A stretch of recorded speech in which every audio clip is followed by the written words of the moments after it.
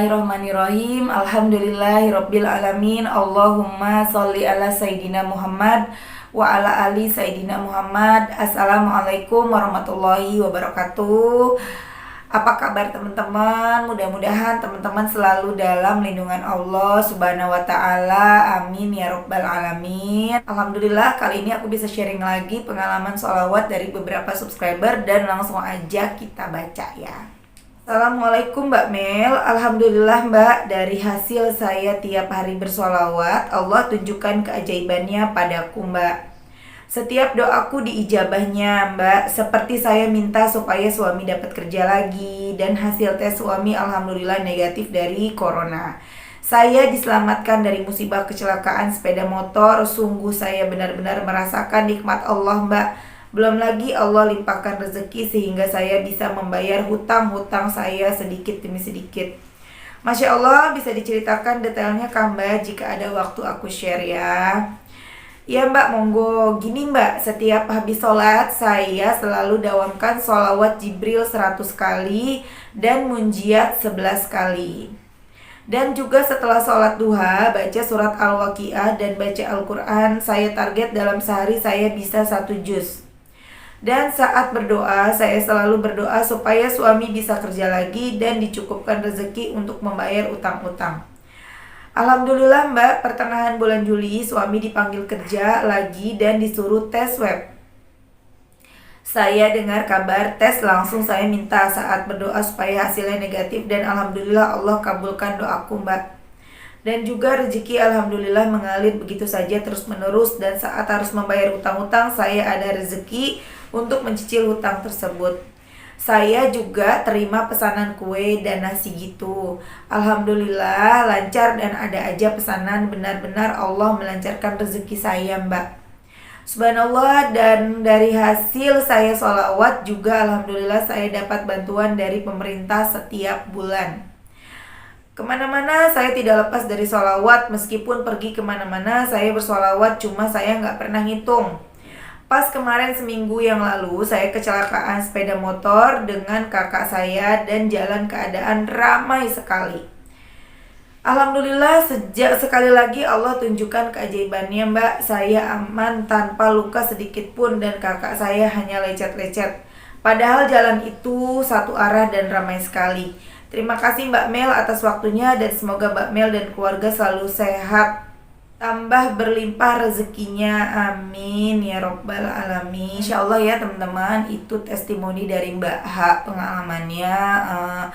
Minta kerjaan untuk suaminya Allah kasih, terus minta dilancarkan rezeki Allah kasih, setiap mau bayar utang rezekinya ada, jualannya lancar, kemudian tes webnya juga hasilnya negatif. Masya Allah banget ya Mbak H ini baca sholawatnya sholawat Jibril yang Shallallahu ala Muhammad tiap habis sholat 100 kali, kemudian baca sholawat Nariyah 11 kali tiap habis sholat, baca waqiah setiap surat waqiah setiap habis duha, sholat duha, kemudian baca 1 juz per hari. Dan ini tuh bukan cuman karena sholawatnya aja ya teman-teman, karena aku lihat di sini sholawatnya pun hanya 100 kali dan itu pun sholawat Jibril loh, tapi juga karena Mbak H ini membaca Al-Quran gitu teman-teman ya. Baca Al-Quran juga itu bagus banget. Ayo teman-teman yang jarang baca Quran, coba dibuka Qurannya, dibuka minimal setiap habis sholat 5 ayat. Kan di handphone ada ya aplikasinya,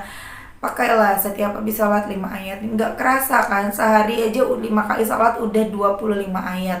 Satu huruf pahalanya 10 kali lipat. Kalau kita baca 1 ayat, 2 ayat, 5 ayat, 25 ayat setiap hari, itu berapa pahala yang kita dapat ya teman-teman. Nah kemudian selain membaca Quran dan juga bersholawat, sebenarnya gini, walaupun cuma 100 tapi Mbak H ini istiqomah. Jadi Allah itu lebih suka yang istiqomah daripada yang banyak kemudian hilang-hilangan, terbaca enggak. Jadi kita tuh harus istiqomah teman-teman. Dan Masya Allah, akhirnya apa yang kita mau dikabulkan sama Allah. Apa yang Mbak H mau itu terjawab, terkabul sama Allah, dikabulin sama Allah. Begitu juga dengan teman-teman, kalau punya masalah, kalau punya keinginan, banyakin deh sholawat, perbanyak sholawat. Oh iya, aku ingat pernah ada yang nanya sama aku, Mbak, gimana sih cara kita mencintai sholawat? Gimana cara kita tuh mau istiqomah sholawat? Sebenarnya gini ya, kita tuh Rasulullah nggak butuh sholawat kita. Allah juga nggak butuh kita bersolawat ya. Yang butuh dengan solawat tuh diri kita. Karena solawat itu kembali kepada kita. Kembali kepada kita. Satu solawat dibalas 10 kebaikan, dihapus 10 dosa. Kalau kita pengen dosa kita dihapus, pengen kita mendapatkan kebaikan dari Allah dunia dan akhirat, ya baca solawatnya. Gitu sih. Dengan kita terus membaca sholawat, lama-lama hati kita ini jadi lembut. Lama-lama kita jadi senang sama sholawat. Bahkan ketika dengar cerita tentang Rasulullah, kita tuh langsung yang bawaannya sedih, terharu, ke bawah suasana gitu loh teman-teman. Jadi jangan kita kayak yang benar gak sih sholawat bisa begini gini gimana sih caranya buat yakin? Ya udah terus baca aja. Ya udah baca aja teman-teman, baca nanti dengan sendirinya yakin gitu loh. Dengan sendirinya kita akan merasakan rasa yakin itu muncul, rasa cinta itu akan muncul gitu. Kalau kita nggak sering baca, ya kapan? Kalau kita mau nunggu yakin itu muncul, mau nunggu cinta itu muncul baru baca sholawat terus, mau sampai kapan? Emang kita tahu umur kita sampai kapan, ya kan? Mereka, Allah dan Rasulnya tuh gak butuh loh sama sholawat kita. Allah dan Rasulnya tuh gak butuh loh sholawat kita.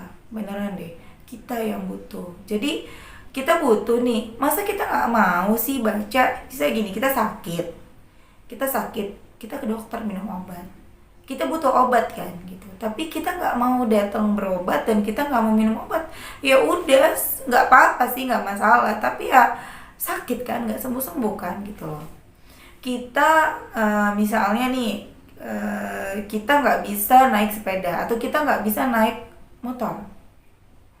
Ya udah nggak apa-apa, cuma kita nggak akan pernah bisa naik motor gitu loh. Kita nggak akan pernah bisa belajar, nggak akan pernah bisa naik motor kalau kita nggak mau belajar naik motor. Seperti itulah kira-kira gambarannya teman-teman. Jadi bacalah, nggak usah nunggu sampai ada rasa yakin. Kita butuhkan ditolong sama Allah.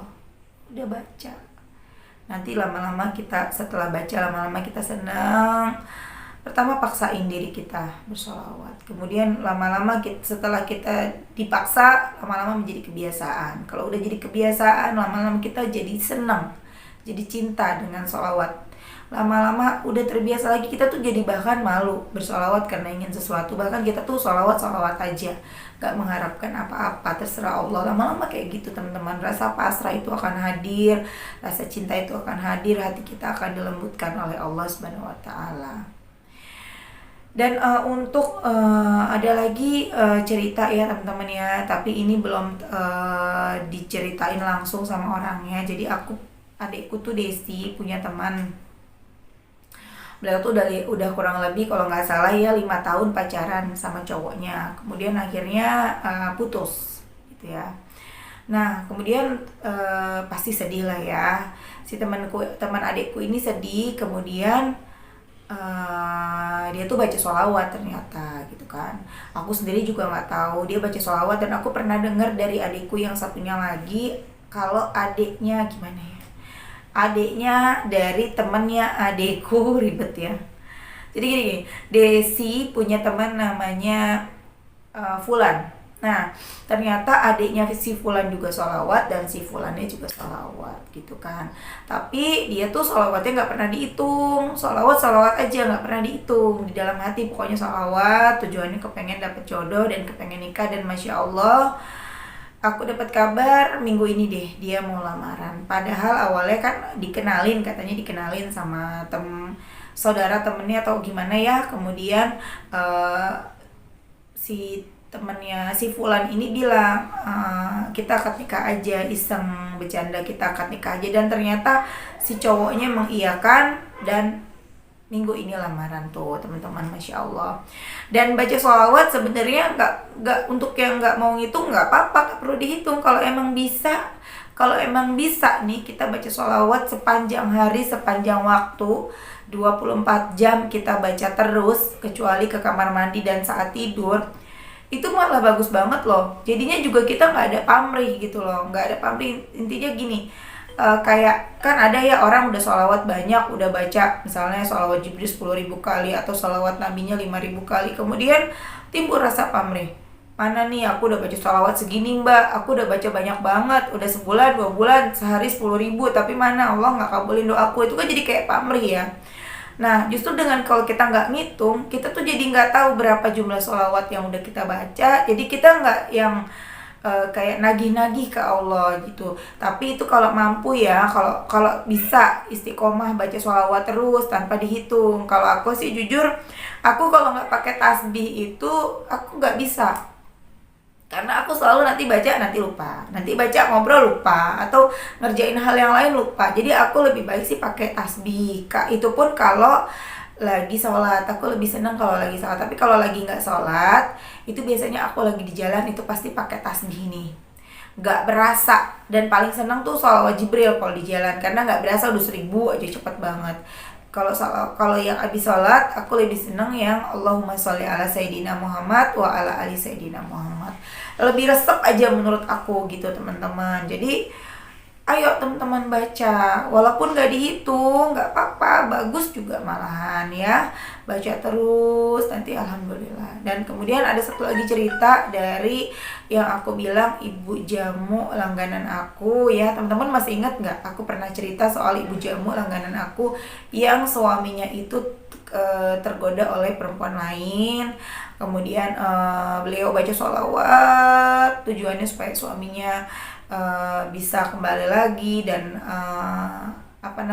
rezekinya ada aja. Dan masya Allah, Allah belum kabulin tuh yang soal suaminya masih diganggu sama si perempuan itu, dan masih belum kembali 100% lah. Dan si ibu ini tapi dikasih sama Allah, dikabulin dalam bentuk rezekinya lancar. Anaknya mau bayaran kuliah ada, anaknya mau bayar hutang, beliau mau bayar hutang, ada aja rezekinya. Itu masya Allah banget. Dan beliau bacanya juga nggak dihitung, di jalan baca sholawat, habis sholat baca sholawat, sambil masak, sambil bikin jamu baca sholawat. Kemudian beberapa hari yang lalu ya, hampir seminggu yang lalu, beliau tuh ngebilang ke aku lagi, alhamdulillah mbak, suamiku udah kasih gajinya ke aku, karena udah nggak pernah dikasih gaji akunya. Dan alhamdulillah ini udah 2 kali suamiku ngasih gajinya. Udah gaji yang pertama, bulan pertama udah, bulan kedua udah, dan alhamdulillah banget. Aku bener-bener baca sholawat untuk suamiku supaya bisa bener lagi, bisa kembali lagi. Dan alhamdulillah Allah kabulin tuh, masya Allah kan teman-teman. Makanya sabar untuk masalah apapun, kepengen hajatnya kabul, sabar, Allah pasti kabulkan teman-teman. Pasti Allah ngabulin. Yang penting kita tuh sabar, istiqomah, pasrah, yakin sama pertolongan Allah. Gitu ya teman-teman ya. Oke teman-teman, sampai di sini dulu. Mudah-mudahan bermanfaat, mudah-mudahan bisa jadi motivasi untuk teman-teman.